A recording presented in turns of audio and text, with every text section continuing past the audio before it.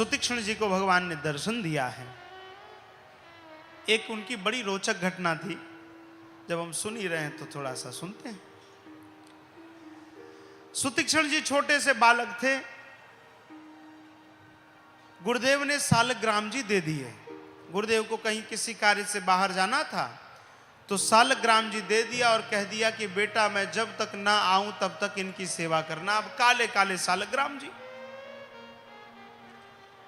अब महाराज गुरुदेव चले गए। अब ये सवेरे स्नान करवाए, चंदन लगाए, भोग किया, सब कुछ करके सालग्राम जी को विराजमान कराया।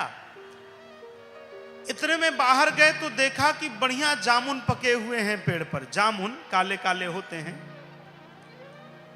अब महाराज जितने पत्थर थे सबको जामुन पर फेंका, एक जामुन नहीं टूटा। पत्थर भी खत्म हो गए। अब बालक तो बालक, गए देखा सालग्राम जी बिल्कुल वैसे ही सालग्राम जी को लिया और सालग्राम जी को जामुन के पेड़ पर मारा। जामुन तो नीचे गिर गया, लेकिन सालग्राम जी ऊपर अटक गए। अब क्या करें? अब एक जामुन को ही ले आए और घबरा गए। एक जामुन को ला करके उसी संपुट में जहां सालग्राम जी बैठे थे वहां ला करके विराजमान करा दिया, चंदन लगा दिया, फूल चढ़ा दिया। अब गुरुदेव आए और आए तो सवेरे जब अभिषेक करना शुरू किया तो महाराज जामुन का छिलका निकल गया। गुरुदेव ने कहा सुतीक्ष्ण ये क्या हुआ? बोले गुरुजी मैं इसीलिए कहता था रोज रोज नहीं नहलाना चाहिए, अब इससे तो वही ठीक था।